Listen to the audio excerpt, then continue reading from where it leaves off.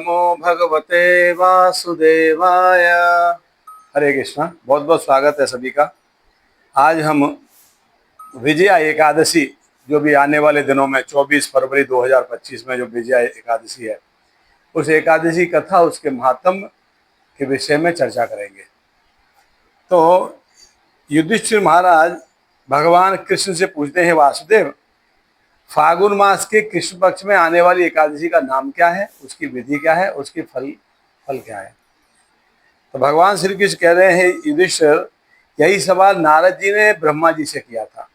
तो ब्रह्मा जी ने नारद जी के प्रश्न के उत्तर में कहा था कि नारद सुनो, मैं एक उत्तम कथा सुनाता हूँ। फिर नारद जी को एक कथा सुनाई ब्रह्मा जी ने। वो क्या था कि ये जो एकादशी है समस्त प्रकार के पापों को हरने वाली है और इसका व्रत बहुत ही प्राचीन है और पवित्र है और पाप नाशक है। इस एकादशी का नाम है विजया एकादशी। ये सभी व्रत करने वाले राजाओं को विजय प्राप्त कराने वाली एकादशी है, इसको विजया एकादशी कहते हैं।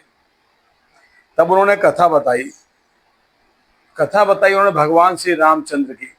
तो भगवान रामचंद्र को वनवास हुआ और वनवास के बाद में भगवान रामचंद्र जब लक्ष्मण और सीता जी के साथ में वन में विहार कर रहे थे, वन में निवास कर रहे थे, विचरण कर रहे थे, उस समय पे रावण ने माता सीता का हरण कर लिया था। और जब भगवान उनको खोजते खोजते वनों में घूम रहे थे तब उनकी मुलाकात सुग्रीव से हुई, है ना। और सुग्रीव से मुलाकात होने के बाद में सुग्रीव के साथ मिलने से उन्होंने अनेक बानरों की एक सेना तैयार की और बानरों की सेना तैयार करके वे समुद्र के किनारे पे आ गए। जब वे समुद्र के किनारे पे आए तो समुद्र को देख क्या था, जल और अनेक प्रकार के बड़े भयंकर उसमें जीव जंतु जल में। भगवान श्री रामचंद्र जो परम भगवान है, मगर वहाँ पे एक लीला कर रहे थे, लीला पुरुषोत्तम है भगवान।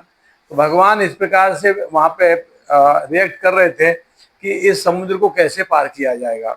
तो भगवान श्री राम ने लक्ष्मण से पूछा कि ये लक्ष्मण, किस प्रकार से हम इस समुद्र को पार करके लंका में लड़ाई करके सीता जी को ला सकते हैं, क्योंकि हनुमान जी पहले जा चुके थे लंका और उन्होंने आके बता दिया था भगवान श्री राम को कि सीता जी रावण के वन में है। ठीक है। तब लक्ष्मण ने कहा भगवान श्री राम से कि हे भ्रात, आप यहाँ पे इसी द्वीप पे एक ऋषि निवास कर रहे हैं, वक्दालभ्य नामक एक ऋषि निवास कर रहे हैं।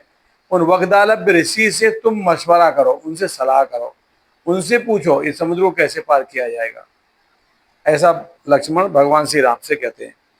तब लक्ष्मण की ये वार्ता सुन के भगवान श्री राम बहुत प्रसन्न होते हैं अति सुंदर वचन, और कहते हैं कि चलिए हम वक्दालभ्य ऋषि के पास चल के उन्हीं से प्रार्थना करते हैं कि हम इस समुद्र को कैसे पार कर सकते हैं।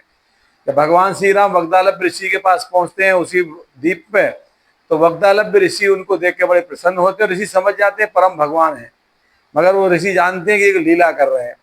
तो उनसे कहते हैं कि बताइए किस प्रकार मैं आपकी सहायता कर सकता हूँ, मेरे आने का प्रयोजन, मेरे पास आने का आपका क्या प्रयोजन है।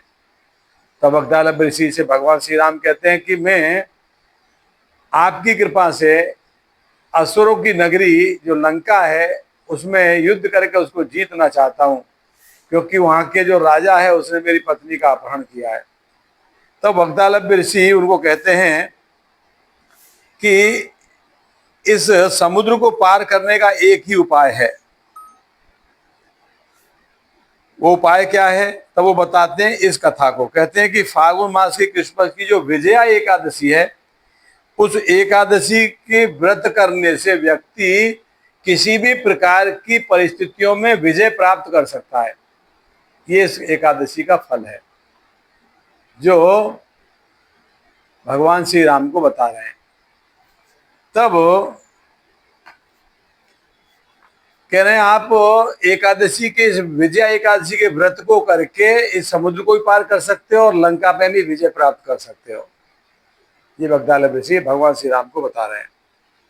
तो उन्होंने बताया कि अब इसकी विधि क्या है, प्रोसेस क्या है। तो प्रोसेस सुनिए, बड़े ध्यान से सुनिए प्रोसेस। मैं आपको बुक से पढ़ के सुनाऊंगा ये प्रोसेस। कि दशमी के दिन एक कलश स्थापित करें, एकादशी के पहले दिन एक कलश स्थापित करें दशमी को। वो कलश सोने का भी हो सकता है, चांदी का भी हो सकता है, तांबे का भी हो सकता है, मिट्टी का भी हो सकता है। वो कलश स्थापित करने के बाद उसको जल से भरें, उसमें पल्लव डाल दें। पल्लव मतलब पत्ते, पत्ते डाल दें उसमें, और भगवान नारायण का स्वर्ण में विग्रह की स्थापना करें। उसको भगवान नारायण का एक विग्रह की स्थापना करें। और एकादशी के दिन प्रातःकाल स्नान करके कलश को पुनः स्थापित करके माला, चंदन, सुपारी, नारियल से उसकी विशेष पूजा करें कलश की। और कलश के ऊपर सप्त धान्य और जौ रखें। गंध, धूप, दीप, फल, फूल आदि से उसकी पूजन करें। और उसके बाद उस रात, उस दिन, सारा दिन और रात को भी भगवान की कथाओं का श्रवण करें और रात्रि में भगवान के नाम का जागरण करें, कीर्तन करें। और ऐसा अखंड दीपक जला के रखें। फिर द्वादशी के दिन सूर्योदय होने पर कलश को किसी जलाशय के समीप ले जाकर, नदी, झरने, पोखर के तट पर ले जाकर स्थापित करें और वहां पे वापस उसकी फिर पूजा करें। जैसे विसर्जन करते हैं ना, विसर्जन के पहले पूजा होती है। अब देखा, गणेश विसर्जन करते हैं तो नदी के पास ले जाकर गणेश जी की फिर एक बार पूजा करें, फिर विसर्जन करते हैं। तो वहां पे जल कलश की स्थापित करके वापस पूजा करें और फिर उसको, उस कलश को किसी वेद वेदता ब्राह्मण को दान कर दें। किसी ब्राह्मण को दान में दे दें उस कलश को। ठीक है।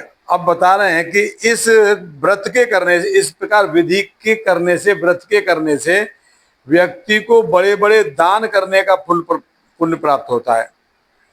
तो श्री राम किसे कह रहे हैं, भगवान हे श्री राम, आप अपने सेनानायकों के साथ इस विधि को प्रयत्न पूर्वक करिए, आपकी निश्चित विजय होगी।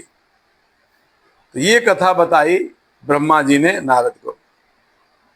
जब रामचंद्र भगवान ने ये कथा सुनी तो उन्होंने इस व्रत का पालन किया और उन्होंने लंका पे विजय पाई और रावण का वध किया। और पुनः सीता देवी को लेके वो अपने पास लेके आए, अयोध्या लेके आए। तो फिर भगवान श्री कृष्ण युधिष्ठिर से कहते हैं कि हे युधिष्ठिर, ये जो एकादशी की जो मैं अभी कथा बताया, विजया एकादशी की, इस एकादशी की कथा को पढ़ने से, सुनने से व्यक्ति को वाजपेयी यज्ञ करने का फल प्राप्त होता है। तो ये थी विजया एकादशी कथा। विजया एकादशी की कथा को अगर विधि पूर्वक कोई व्यक्ति करता है तो कैसी भी कठिन से कठिन परिस्थितियों में भी वो विजय को प्राप्त करता है। तो ये इस एकादशी का फल है। तो अभी 24 फरवरी 2025 को विजया एकादशी आ रही है। मेरा आप सभी से निवेदन है, उस दिन एकादशी का उपवास करिए और इस कथा का श्रवण करिए और इस विधि पूर्वक इसका पालन करिए। हरे कृष्णा। बहुत बहुत धन्यवाद। श्रील प्रभुपाद की जय। हरे कृष्ण।